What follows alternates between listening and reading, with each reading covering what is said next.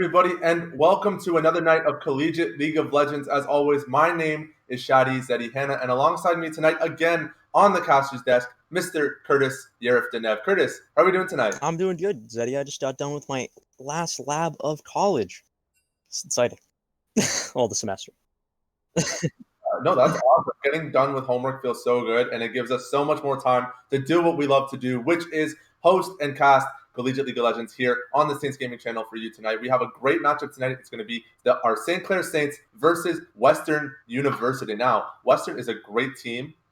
Historically, they've done really well in CLOL and other collegiate leagues, and their roster is looking pretty stacked this season. So I'm excited to see how the games are going to play out.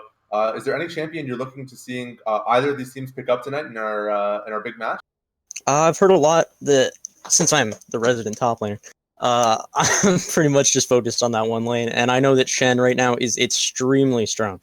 The amount of pressure that he can apply to the map and keeping everyone alive and safe with that insane taunt to stop some of these really strong ADCs like Samira right now, Jin, I think he's going to be a pretty priority pick. It's a great pick, and we've seen Frez up in the top lane pick it up as well a number of times for the Saints. You know, the ability to globally roam down from the top lane and preserve your teleport advantage in that lane is just so impactful to the state of the game. But before we get too far into the draft analysis, let's say hello to our St. Clair Saints lineup for today. As always, if you are not familiar yet with the Saints Gaming rosters, we have Andre, Frez, Seguin up in the top lane. In the jungle is Justin AM Trick McGregor. In the mid lane, Owen Yule Baines. On support, Zachary Miansfu Dillon. And lastly, in AD carry position is Loy Lazi Rollin, coached by Yuri Blazing Custodio. I have been so impressed with this roster so far this season, with that big win in the Jury Invitational and a number of really well-played games in the collegiate leagues this year. I'm really looking forward to seeing how they pull up tonight against Western. Mm-hmm. Yeah, I'm very excited myself. It's going to be a really good games. Since the other team is so very stacked with the challengers, grandmasters, masters, it's going to be a really good game. Absolutely, and you know, we talk about this all the time on the caster's desk. The rank, at first glance, the ranks are intimidating, but at the end of the day, it's about how you play as a team. And we've seen some excellent rotations from the Saints Gaming squad over the course of the year. Some really clever rotations from Yansfu from the support role into the mid lane, enabling Buell to take his priority in lane and go and impact the rest of the map.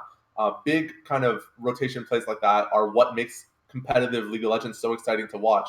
You know, aside from your traditional just solo kill your laner a gazillion times like we see in solo queue all the time, there's a competitive side of things. There's a different angle that you see, and it's how the champions can interact with each other at all stages of the game, and it's always really fun to watch. Mm-hmm. It's going to be nice seeing all the timers and the rotations that they decide to set up. Maybe there might be some new strategies that some of these teams will have that we might need to just look at, analyze, and pick up.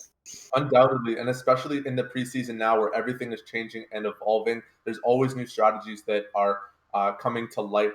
As we've seen recently, a number of picks that had kind of fallen out of the meta for a while, but Kale has made a resurgence back into the meta with Riftmaker and Nashor's Tooth being the two items of choice. Kale on rework was like the most popular champion for like 3 months, and then she just died, disappeared in the metagame entirely. And this has been the first time we've seen her back in a while. She's now being used as a flex pick both in the mid lane and in the top lane. So really interesting champion choice as well. It definitely makes your blind picks in the drafting phase a lot more interesting if you pick up that Kale very early on. It's not necessarily a tell of where it's going, but it is a champion that can be very easily countered in lane. So definitely a high risk, high reward pickup that we may or may not see tonight. Aside from Kale up in that top lane, you mentioned Shen. What are some of the big threats that you've been seeing up on ladder that you might consider one of these teams picking up tonight? I know that Malphite's really strong right now. He's at about a 55% win rate in top lane. Even into just AP carries, he can just beat them in lane. I personally played some Malphite games into Kale, and it may seem like it's not that big of a matchup. It's not that important, but Malphite seems to be able to beat that pretty easily. And that's not even an AD threat.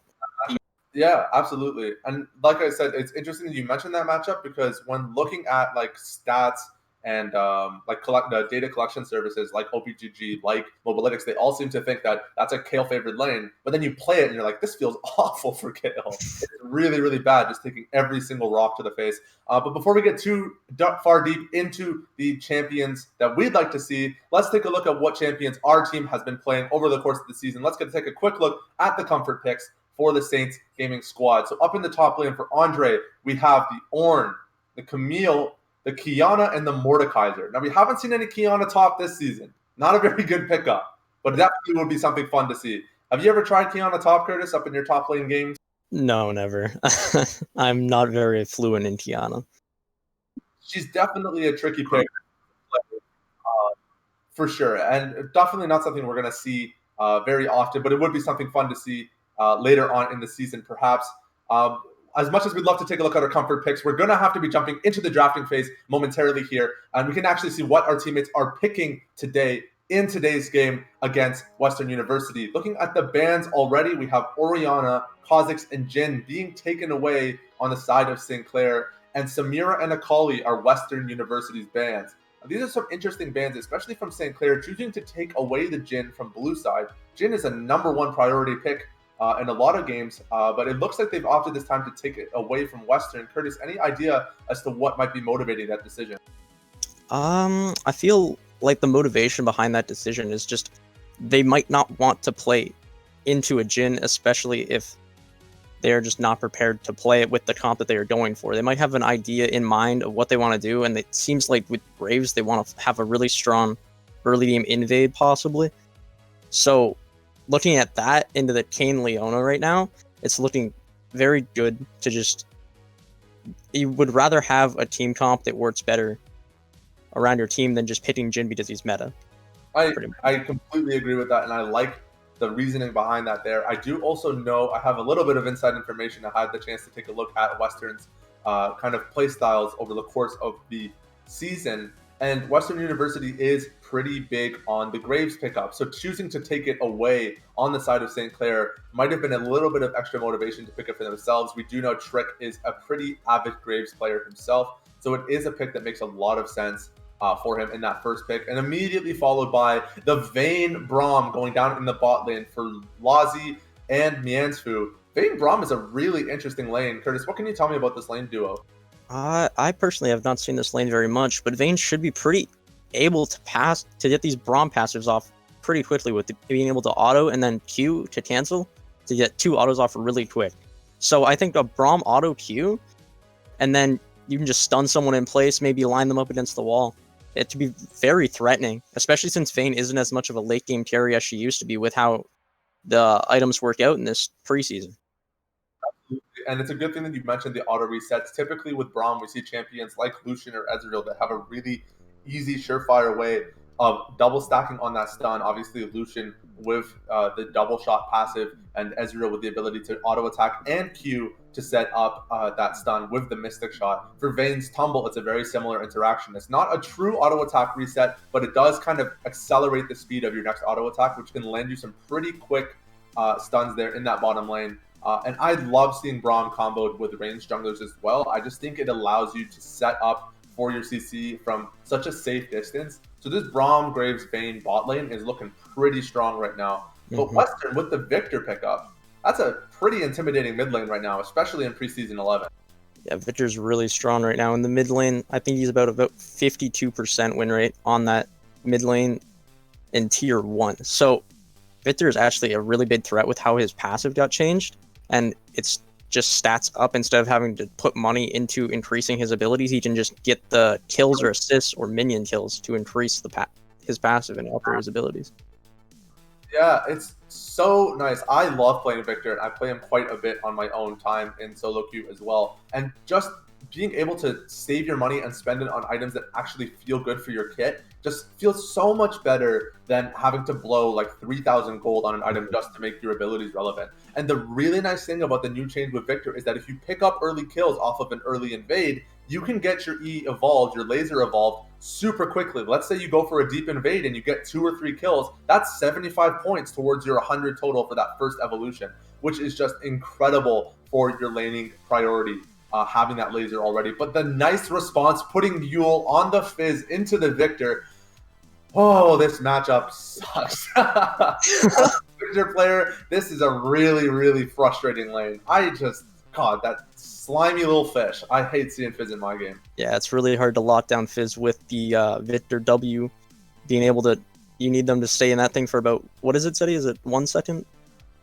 1 second, 1.5 seconds. Yeah, just about for the gravitation field to pop. But Fizz, with the ability to cast Playful Trickster and Urchin Strike, dodging out of those stuns, it's going to be very tricky to lock that fishy boy down. We're seeing the Malphite pick by St. Clair, and it's going into a Sylas, which actually seems like the AP matchup that I was just talking about. It might be a little bit more difficult for Malphite, considering Sylas is a very good bruiser that can just get on him and stay on him. So this lane could be a little fishy. Sylas pick is really interesting to me. Like, looking at this draft in general, Sylas is typically used as a response to champions that have really impactful ultimates, like Shen, so you can kind of eliminate that roaming threat from the Shen. And the Malphite ulti is definitely a game-changing ultimate, and it's definitely not an ultimate that should be ignored. That being said, Sylas, aside from the unstoppable force, there aren't a whole lot of other great takes for the Sylas in this game. It's going to be like Fizz is not a great steal, Graves is not a great steal, so it's going to be an interesting pick for sure up in this top lane. Definitely picked, as you mentioned, for that lane priority, for the ability to stomp lanes. But looking at these drafts in total, my favorite champion of all of these 10 champions currently on the screen here, it has to be Aphelios. I love seeing this champion in games. He is so cool to watch. I am really excited. Do you have a favorite, Curtis, looking at these 10 champions here going into game number 1? What are you most excited to see? I'm most excited to see the Fizz, because I don't see it very often in competitive. It's a very assassiny, very slimy character that's just, you gotta get in, you gotta kill that person, you gotta be a big distraction. I want to get that on record that Curtis just said he's happy to see Fizz. I think that needs to be written down and cataloged for all of eternity. That, oh my gosh, that champion is just so frustrating. But you're right, it is a champion that you don't often see in collegiate or competitive play. The last time and obviously this is not an accurate representation of Fizz's pickup in competitive play at all, but the last Fizz that I remember seeing on like a professional stage was, I believe, AHQ's Westdoor. It was Fizz into Kassadin, and it was just such a disgusting matchup. If Fizz was Kassadin was totally favored in that matchup, and Westdoor solo killed on the world stage like twice in that matchup, and it's just, the champion is just disgusting, and it's really, really fun to see it getting picked up on a competitive environment, because even though it seems like one of those champions you just pick in solo queue to just make people mad, it actually does provide a lot of value to a pick composition, which St. Clair has done pretty well with this Malphite pickup. Yeah, another thing to point about the Sylas ultimate is that Malphite's ult scales with AP, so when Sylas takes the ult, he could do a lot of damage if they're grouped. That's honestly a good reflection as well. You have a lot of value out of that unstoppable force just for the AoE knockup alone. But now it's not just an AoE knockup, it's an AoE knockup that's going to kill you from full HP. That's very terrifying. Yeah, especially with how easy Sylas has follow-up on top of that. He just ults in and then you can just be bursted. Sylas is actually very strong this preseason. I know you have particular affinity for the champion.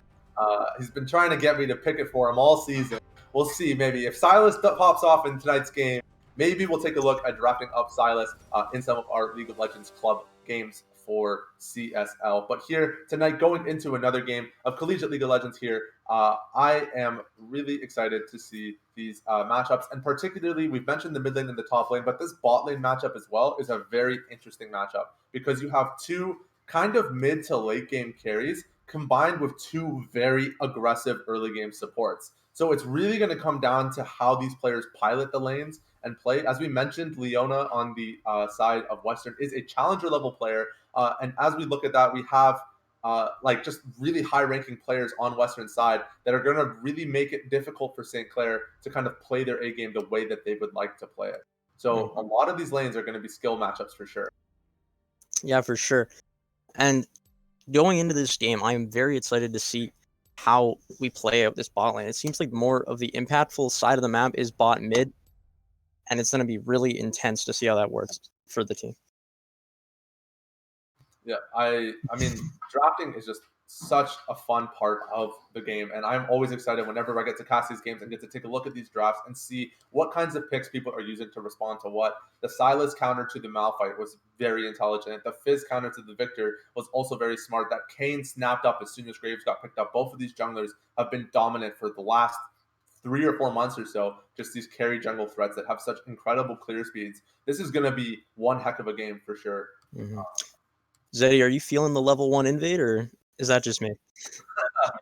I'm looking at it and I'm like, it could go either way, right? You have that stun set up on both Leona and Braum, but I feel like St. Clair does have a little bit of an advantage in the early game. Victor and Kane are both pretty useless level 1. Aphelios basically isn't a champion until he has 1 or 2 items under his belt. So it's going to be tricky to say. I would suspect, and kind of having seen St. Clair play a number of games over the course of the season, I would suspect that they're just going to 5-point. I don't really see any motivation for St. Clair to invade. And even though there is that motivation for Western to invade with Victor, they just don't have the tools to make it happen. I have been surprised before, so we'll see what happens. But just initial survey says probably not. Yeah. And speaking about Western, we got their team lineup. It's Jayoya on Silas. We have Cyber on Kane, Loyal on Victor, Pleb Lynx on Aphelios, and Blazed Nova on Leona. I don't know any of these players personally, but as mentioned before, we had the opportunity to kind of peep their stats a little bit, and they are all very impressive players as well. We're looking at here, we've got the OPGGs pulled up on our end here, taking a look at some of these players. We've got Cyber, Challenger rank support, Skytech, Grandmaster player, Loyal is Master tier, Pleblinks Diamond 1 and Jayoya Diamond 3. So definitely not your 5-man ARAM squad that you're playing with at 3 a.m. These guys are very, very good at the game. They spend a lot of time studying, practicing, and playing as well. And it is going to be a very good game for St. Clair as a kind of like a check, to see how you've been doing this term. Because we've played against a number of teams this season that have had relatively similar ranks, but this is going to be like the ultimate test going into playoffs in January, in February. This is going to be the game that really lets St. Clair know where they're at. Because if they pull a win here, they're feeling great about themselves going into the playoffs next season. Yeah, and Zeddy, something I'd like to note is Cyber, the support main, was actually Jundle this game. And Blaze Nova was not on the file that we received. So that's actually I did not catch that. Thank you for noting that. So it looks like there may be a little bit of an off roll here. I doubt that's going to make too much of a difference. Typically, players of that high of a rank have more than a functional understanding of all lanes in the game. So it shouldn't make too much of a difference for how this game plays out. Kane is not a very mechanically complex champion either. He kind of just face rolls and wins games.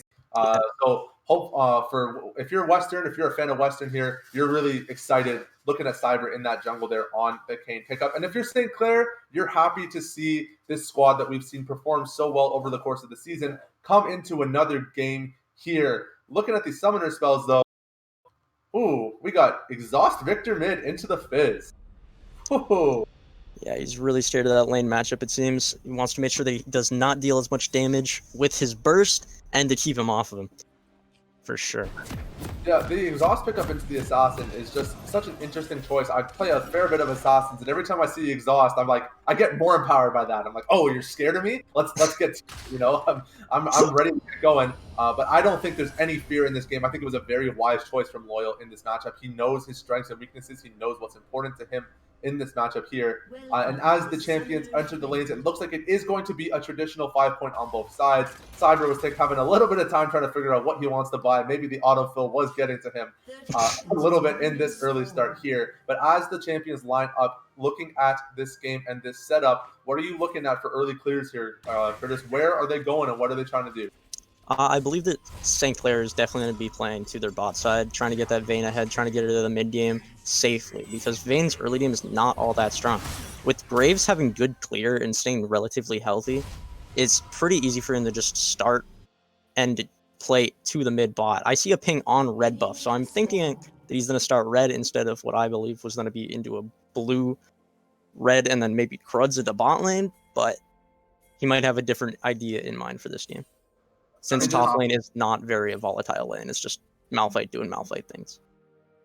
Yeah, absolutely. And I mean, there's lots of different ways that you can approach the game here. It looks like there is actually a delayed invade coming out from Western, looking at maybe potentially going for a Raptor steal. I don't know how well this is going to end up for them. They are getting a fair bit of damage down onto Nancy. The stun does come down, but Nancy flashing out there. Cyber, very low HP, flashing away, does have the Ignite burn onto him. Yansu sticks the stun onto Blaze Nova. Western is just going to retreat here. Yule taking a fair bit of damage. It looks like Pleblinks is actually making the call to continue there. There gets the auto attack down. Fizz goes down. Yule is the first to fall here in this fight here. And Western is still going, chasing now onto Lozzy on the Bane. Lozzy flashing back into the red buff and then committing to the fight. There's a double kill now for Pleblinks.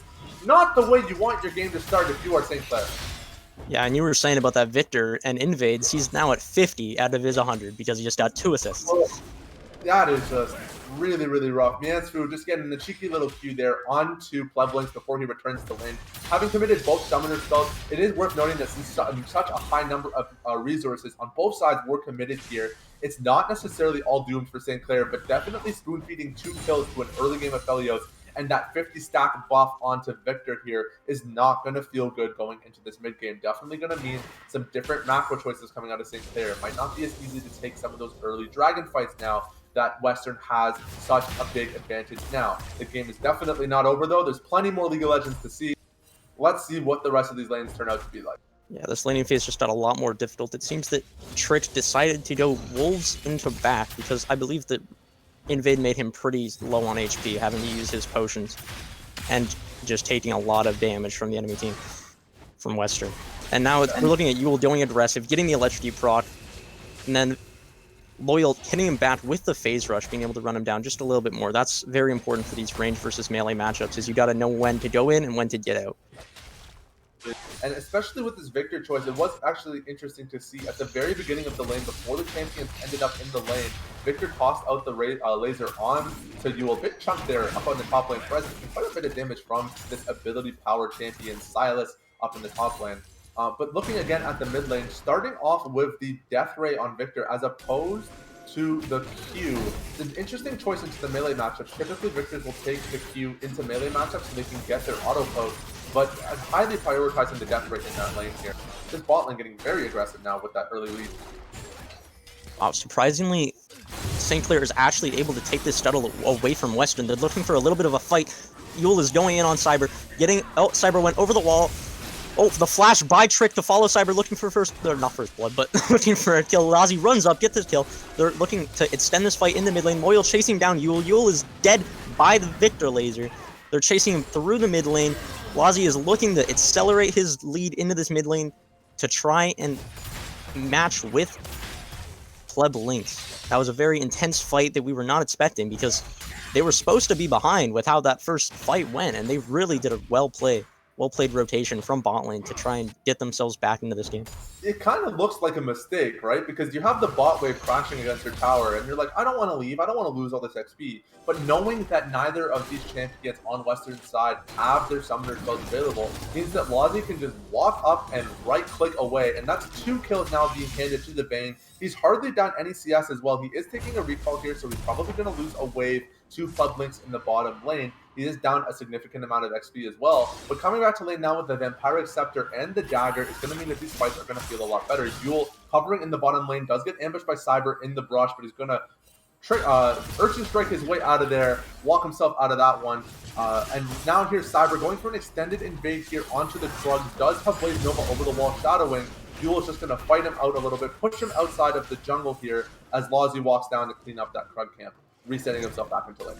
Yeah, it was a good rotation down from Yule after his bot lane went to mid that he decided to go grab this bot wave, and they just wanted to capitalize on him having to rotate back. But he was just such a slippery fish that it's just impossible to stay on top of him. He was just able to walk straight away. Looking at this game now, like after the way that early game played out, I suspect that both teams will kind of want to chill the pace of the game a little bit. You don't want to overcommit now, especially when you don't have summoner spells. And both junglers doing a very good job of kind of being unseen threats from the map. We can actually see Trick in the top lane now, taking away the enemy Krugs, putting himself in a position where he is able to be a resource for Frez should that moment come. And there it is, goes Frez with the unstoppable force, using that level advantage onto Silas, does commit the ulti there, puts a fair bit of damage down in the top lane. Trick clearing out the minion wave, potentially looking to extend this dive here a little bit. And there goes Silas looking for a trade back there. Trick does manage to pick up the kill. Both champions running away now from Cyber, who was defaulted back to the wave now in the bottom lane. An extended trade here as well. Curtis, every time we see St. Clair play a game, as soon as a fight breaks out top lane, there's another one that breaks out at the exact same time. I am running out of breath here. It is just non-stop fighting. The top lane fight was actually very telegraphed by St. Clair. They had a slow push that pushed out into the wave, and they always want to dive on that Malphite. He had sits before him because of the slow push. They had so many minions that Silas wanted to get, so he could not hit sits off of that. They dived with Trick in the top lane because they had so many minions to bat them up with damage and to support them. It's a very telegraphed play by good teams like St. Clair. Absolutely, and it's an interesting play as well because previously, last time we looked top lane, Frez was kind of getting kicked around by Silas. So interesting how he was able not only to come back and reset the wave and put it in a favorable position, but then also managed to get himself an XP lead that he then abused into an ultimate lead in that top lane. When you hit level 6, when you can access your ultimate ability before your opponent in lane, you have to abuse that timing. It is such a crucial moment in the laning phase if you have access to your ultimate before your opponent does, because you have a whole other ability that you can abuse if they can. So Frez, great job up in that top lane, abusing that unstoppable force there, setting up for that kill. Yeah, it's the third cannon minion of, or it's the third melee minion of the, second melee minion of the third cannon wave. Jeez, that was a real difficult thing for me to say. And Frez was able to get that lane to push out because the wave crashed. And whenever the wave crashes, it always pushes back out, as long as it meets another wave under the turret. As you see in bot lane, it's happening right now. This wave is crashing, and it's meeting this wave, so then it will slowly push out. And that's how you create slow push. That's Wave Management 101 with Curtis the Next here on the Saints Gaming casting nest. If you are new to League of Legends or you are a relatively low-ranking player looking to improve your play, pay attention to these minion waves because they do a hell of a lot more for you than slap those towers. They allow you to not only build your own gold and experience leads in lane, but they can literally dictate the pace of the game here. Now coming up in the top lane, Joyoya with the ultimate steal onto Frez. There's a massive combo. Chains are flying everywhere. Frez not having flash available here, does have the ultimate, is trying his best not to use it, managing to just throw the seismic shard and run out of that one. Definitely an advantage, a nice trade for Joyoya, but not managing to find that kill or burn Frez's ultimate is going to bite him in the butt later. As we see Trick resetting now to his red buff, might make his way back topside and look for another dive as Frez starts to build up yet another slow push. Yeah, Malphite really is just that kind of champion where you just don't need to match this mechanically outplay maneuver that the Silas is going for. He just kind of hits him with the Q, gets the movement speed, and walks away. They're looking for 3-man mid. Oh, Blaze Nova hits the Q, Yule with the flash, getting away safely. That was really well played. Wasting their time, but he did get a summoner off of it, so. As soon as Yule committed the Urchin Strike, they jumped on him immediately. But here he goes in again with an expertly timed re-engage here. Blaze Nova had just left the lane, and Yule jumped on it immediately. And that's really the power of Fizz in the middle lane, especially into this Victor matchup in a mobile main with no flash and exhaust available. As soon as you see that and you're level 6 Fizz, you are gunning for that kill. So Western had the right idea by being there in the mid lane to support their Victor. Unfortunately, they left him just a moment too soon, and that overstep from Loyal is really going to cost them here in this mid lane matchup. Yeah, Trick and Lazi doing a really good job of taking advantage of this bot lane priority to steal some camps, while Cyber is just in his top lane, getting his red. It might be looking like he's going for Rift Herald right now. They know that Trick is bot lane with that control ward in the tri-bush, so they might be looking to just sneak this Rift Herald, possibly put it mid or bot, maybe top lane if they're really feeling like they can kill this Malphite, but at this point I don't think that they can. So I'm thinking it's going mid bot. Rift Herald mechanics are very interesting in general. It's a very high priority objective for a lot of teams, and a lot of teams seem not to value it. And in my experience with looking at the way Saints Gaming plays, there isn't a whole lot of pressure put onto the Rift Herald here. In the bottom lane now, Miansu going in for an engage onto Blaze Nova, committing the ultimate. There's Frez with the teleport in the backline. The unstoppable force is going to mean a kill onto Leona. That is, however, 4 ultimates committed just to kill a support, a teleport as well, without being able to capitalize onto Plug Sphere, having burned his flash but not managing to find the kill. Might be a little bit of an overcommitment from St. Clair. They are definitely happy to pass that kill on to Lazi. However, shoving in this bot lane. Now I'm going to get a little bit of gold before that reset. I'd like to note that since he went bot lane and teleported, now they're heralding the top side, because he was just in top side after getting herald. They're going to put all of this gold into Jayoya, get him ahead. Sylas in the late game is a monster, like I said. This Western team is definitely late game favored with how they have a Sylas Victor, and St. Clair needs to really find these pits in order to get online. Jayoya was almost able to get 4 plates off of that one play, which is way better than just killing the support. Now Trick getting caught out in the jungle, forced to flash into pleb lanes, hitting him and taking him down for his 3rd kill. Definitely an interesting invade to comment on. When we looked at the top lane previously, we saw Cyber up in the blue side jungle, taking out the wolf camps, counter jungling Trick a little bit. And he was able to do that because he had a Herald stampeding down the top lane, and mid lane was shoved out. Trick, however, on the other hand, attempted to go for a similar invade of his own into the bottom lane, but he did not have lane priority. And this is why minions matter so much when you attempt to make these plays, because you can't default back to your lanes if they are shoving the opposite direction. So Trick gets punished for that roam, whereas Cyber gets to walk out scot-free. So definitely, ladies and gentlemen, if you're looking to learn how to jungle, pay attention to your minions, because they say everything about the state of the game and what you are capable of actually pulling off. Lazi looking for a really big trade here. He pops the ult. Pleblanes pops the ult right back into him. Blaze Nova going in. They're looking for the extended shade. Lazi and Miansfo running down Blaze Nova, hitting him. Blaze Nova taking down Lazi on a rampage, flashing forward, getting the Braum passive off, getting the shutdown. That was a really well played by Lazi, knowing his limits, playing very aggressive into Pleblanes, being able to know that Miansfo is coming to back him up. They are looking to get these plates now, even it up the gold difference. They're actually in the lead now because of those kills.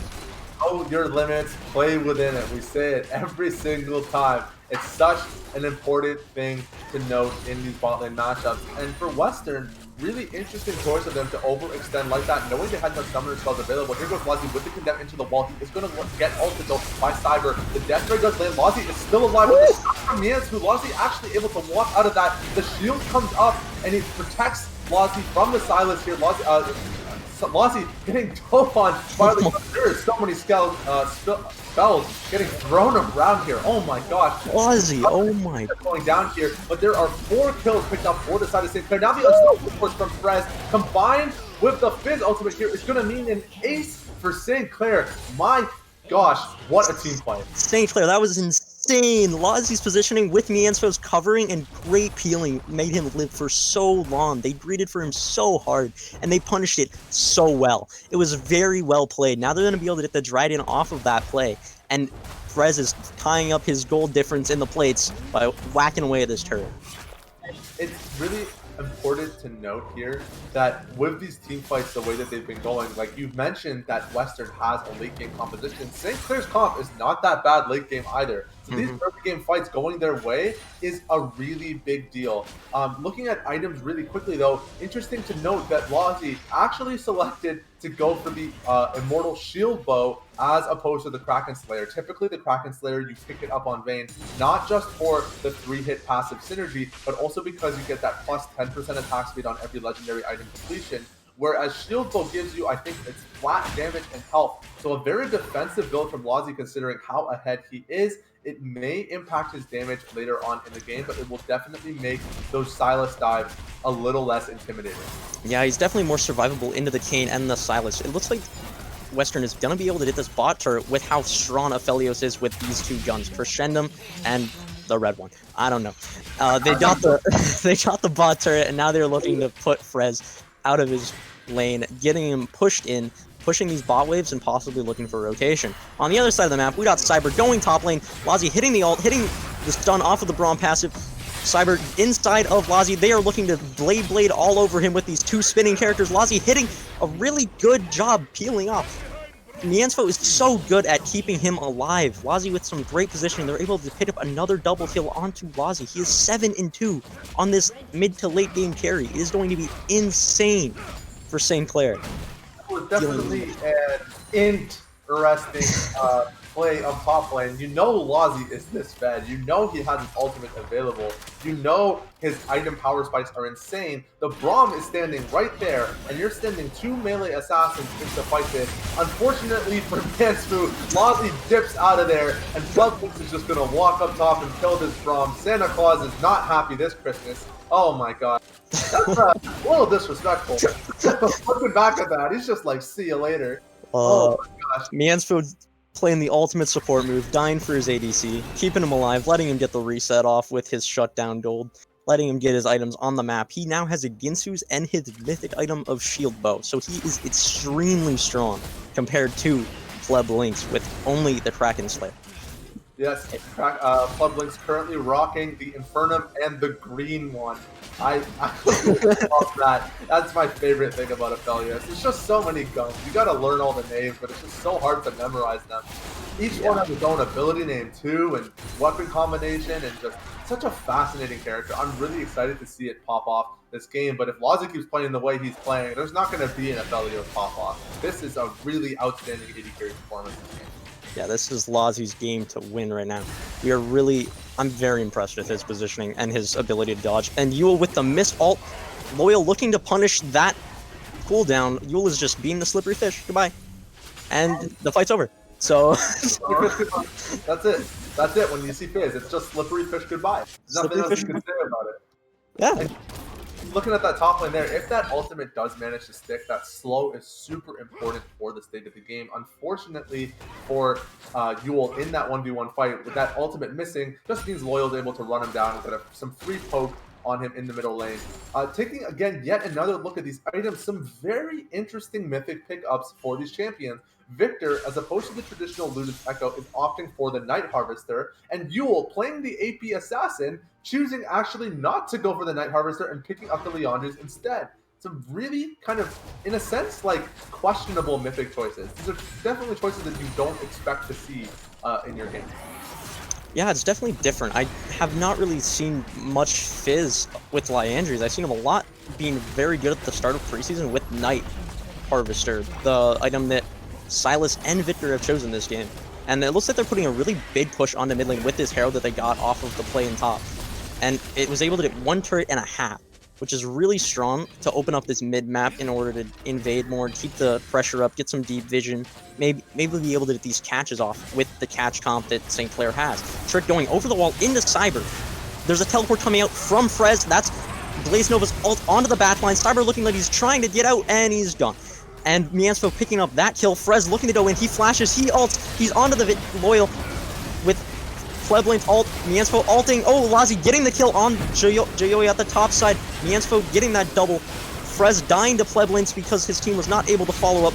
Lazi, knowing his limits, going into the tower, getting another kill. Yule picking up that kill on Blaze Nova at the bat side of this fight. They are looking to go pick up the 3rd dragon. That fight was just chaos. Like, the way it started was Trick kind of overextending into Cyber in the mid-river there. You could see all 5 champions kind of grouped up in the middle of the mid lane. You could kind of tell something was about to go down. But then from Western to overextend into this team fight, like, you are down nearly 6k gold into a Malphite and a Fed Vayne, and you're forcing a team fight in the mid lane. Definitely not the call you want to be making. And St. Clair, as you mentioned, really knowing their limits there, just pushing so aggressively under the tower. Like, even after those initial spells went down, even after Yule whipped yet another ult, they still just kept chasing, and they ran them down. Mansfu sticking some very nice passive stuns with the Braum, doing a great job setting up for his team, allowing Lazi to proc those stuns like crazy and lock Western down in place so they can clean up those kills. Very well executed, I think. Yeah, that fight was insane. I had such a hard time paying attention to everything that was going on. There was a fight here, there was a fight there, Mienso getting a double kill. It was just crazy. What an extremely well-played fight by St. Clair. These items again really quickly here before we start taking a look at Baron. That 20-minute Baron is a very real possibility, especially when you have a Fed Vayne for the side of St. Clair. So looking at items as we move into this fight, we have Mythics completed on now, I believe, all 10 champions. Looking at the Kayn, the Gore Drinker is now available. That item provides so much healing, especially on Red Kayn in the middle of these team fights. So it is going to impact a lot how these fights actually play out for Cyber. Looking again in the middle lane, however, we have the Night Harvester finish for Loyal, but nothing else currently at the moment. There is no Lich Bane completed, just the Sheen there. And looking at Yule is definitely feeling himself this game, going from the Leandri's Anguish immediately into the Meiji's Soul Stealer. We've seen this item picked up before. Oh boy. Here's a fight now in the top lane. Yule connecting that ultimate. I mean, there's not much to say here, ladies and gentlemen. It's just a clean kill onto Loyal. Once that ultimate sticks, we haven't seen it stick too much tonight, but once it does, it is devastating for the one. Yeah, Yule hit a really nice Q into the ultimate to be able to make that a lot less predictable. And now they're looking to go for that 20-minute Baron. Like you said, with how fed Lazi is and how strong Vayne is at taking Baron and objectives, they are looking very good, but it's looking like a 50-50. Since they left Cyber alive, he could very possibly go for this steal. He's going to try it. He goes in. He's early to might. Gets knocked into the wall by Lazi and dies right off of it. So now they can look to make a numbers advantage somewhere else on the map. Joyoya going in with the Frez ultimate on Malphite, looking to fight in this minion wave since Baron's up. Oh, Frez with the counter engage going on him since Frez has anti-heal, which I was going to say before. Anti-heal into this Kayn with Gore Drinker and this Sylas. They're looking for a fight in mid lane, actually. Blaze Nova with the ultimate. Miasmo getting messed up by how focused he was in that fight, but that is not the right focus. So now Trip and Lazi being able to take... Lazi knowing his limits so well this game, being able to get that kill onto pleb lanes. And now they're looking to go for this inhib turret. Lazi being engaged on by Loyal. Loyal hitting the ultimate. Lazi just barely being able to kill him. Queuing out of the ultimate by Loyal. It was so close. And now they are looking to disengage, possibly get this bot turret, which they ended up doing, and steal all of these camps to put Cyber even further behind. Now back onto the anti-heal top. We had Joyoya on Sylas and Cyber on Kayn. They are both very heavy healing champions. So Frez being able to pick up that Bami's vest, Ramble vest, was able to Bramble's vest was able to beat Joyoya in the 1v1 by applying the anti-heal. He was not prepared to not win that, because he normally would be able to beat that fight so easily with how the W on Sylas works, healing him for 500 at this point in the game, healed him for about 200. It was just pathetic. He just got ran over. My gosh. Big shout out to Curtis. I mean, that was a crazy team fight, and we don't lose focus of that. That anti-healing, as you mentioned, is a very important factor in these games here. Now Yule looking for a fight over the wall. Duck onto the Fizz, all over the wall now, connecting the Urchin Strike onto Joyoya. There's the healing that you mentioned earlier, but it's not going to be enough against the Fed Fizz, cleaning up that kill onto Sylas. But these team fights, it is worth mentioning that Lazi did actually go down to the Victor ult. He tumbled out of the range, but somehow it managed to catch up to him, cleaning up that kill. So there was the shutdown connected there onto Lazi. Now, as this next dragon is coming up, I believe it is a Wind Soul this game, a Cloud Soul this game. And with that Cloud Soul, it is going to mean less kind of attention maybe being put onto the Soul. Cloud Soul being seen by teams as one of the least impactful. I believe it's a mountain. Is it a mountain? It might be. Yeah, I believe you're correct. Actually, there are extra walls on the map. There is that signifier as well. So Mountain Soul is going to be a big contest here, especially with the Malphite. So St. Clair with the Baron buff, kind of timing out now here, taking the last advantage of this power play to secure that dragon. It's going to mean 1 point closer to Soul Point. Yeah, Malphite with a Mountain Soul and being able to increase his armor and his damage, because Malphite is one of those champions that when you get more armor, you get more damage on your abilities. So that is going to be huge for them, and the survivability is just going to mean that Lazi can go for these plays even harder, because he knows he just will not die. He's just so ahead. I mean, everyone on St. Clair right now is very ahead. And with all this gold now, nearly a 10k gold lead now for St. Clair, probably going to be about that 160 up the top lane tower, looking to break the base now. On Frez has grouped up with the rest of the team. He is looking for a big ultimate to engage these team fights. So as St. Clair gets these Braves slow pushing into the tower, we may see a 5-man dive attempt. They're going to take the reset now, but keep your eyes on these lanes, because as St. Clair goes for this push, it may be the last one of the game. Yeah, it's looking like it's going to be they're going to try and finish this game off. Lazi picking up some anti-heal himself with the Executioners. I'd love to see it. Yule with the 24 stats on Mage Eyes. He's doing a great job this game as well, being able to really shut down these split pushers and just keeping his team ahead with these catches that they're getting. They're doing a very good job with a catch comp when they're not all brute.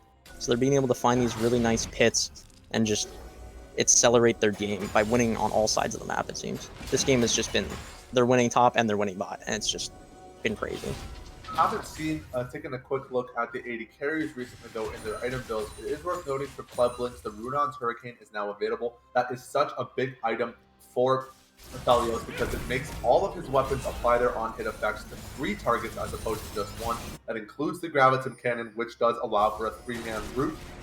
So, lots of utility now available to KD carry on the side of Western, but on the side of St. Clair, Lozzy is nearly completed his 4th item now. We don't just have the Shield Bow, we have the Shield Bow Bloodthirster combo as well, which means that there is so much sustain available to this Vayne. As long as he does not get one shot, he will basically be able to heal himself to full in every single team fight. Very scary threat in his bot lane. Very scary carry, right? And scary. Hashtag scary carry, let's get it in Twitch chat. Definitely relevant this game. Lozzy is the scariest carry I have seen in this preseason. That is a lot of damage coming out of this game. Both teams were kind of looking like they wanted to just kill each other in a bush, and it's just a nice little stalemate for the start of this game, for the part of this game. And we're going to look like St. Clair just wants to play it safe, wants to posture around Baron. They're taking this extra few minutes to just establish the vision control, look for some pits, and they're just going to be looking to play with topside. As you said about Vayne having the double healing items, Victor and Aphelios both have anti-heal, along with Jayoya on Silas. There's a lot of anti-heal on the Western side, so this lifesteal might not be as much as it turns out to be. It's definitely not going to be as impactful as you would expect it to be.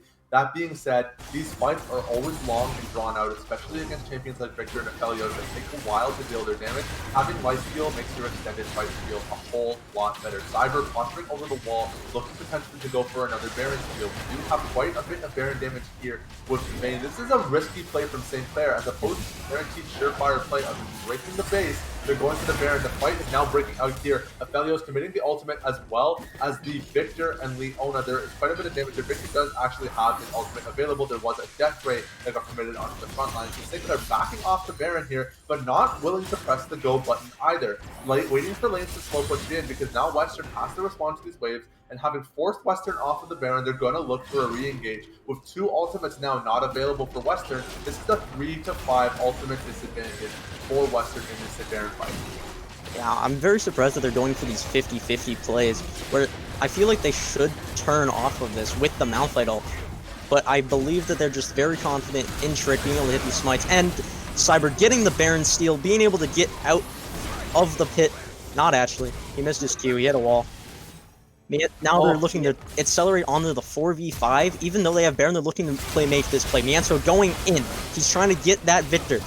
Lozzy running in with the ult, getting on top of Blaze Nova with the Yule Fishy on top of him as well. They're looking for a 5v3 fight in the mid lane. The Baron might not matter. They might just be able to hit these kills.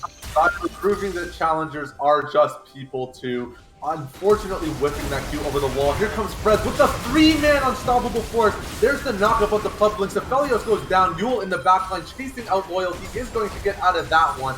Resetting now onto the tower. St. Clair might just break the base here. There's 4 dead on the side of Western. Cyber is respawning, but it's just a Kayn. He's not going to be able to do too much here. With a 3-5 defense here on the side of Western with no ultimates available, this is going to be a very tricky fight here. Miansu posturing up in the front, looking to set up some stuns here, plus Lozzy breaks down the base. Here comes Blaze Nova having respawn now. It's still a 3v5. It's going to be very hard for Western to defend this base. Miansu does go down here. There's the flash now. Lozzy is still alive, picking up the rampage onto Leona, now fighting against Loyal.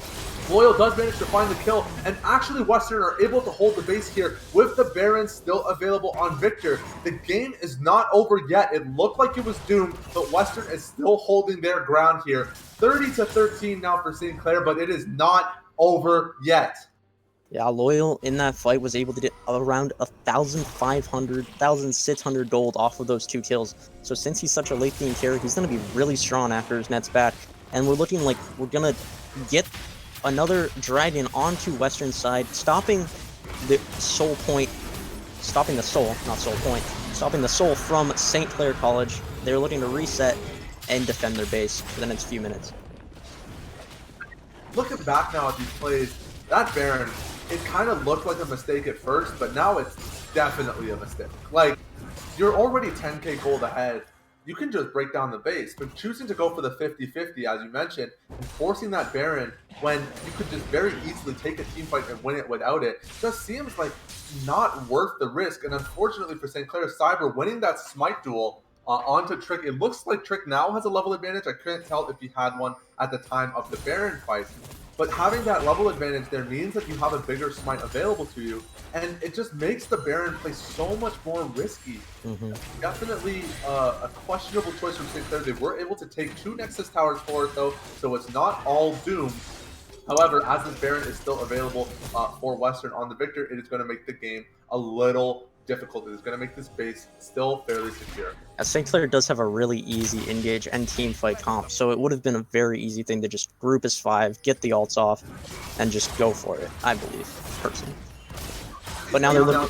There are no flashes available for the side of Western, if you notice, which means Fred is going to have the time of his life trying to stick an unstoppable 4 series. Actually looking for it now here in the mid lane. You're getting engaged on, is going to strike his way outside the gravitation field. There goes Fred with the ultimate, does find Victor and Kane here. Aphelios now in the back.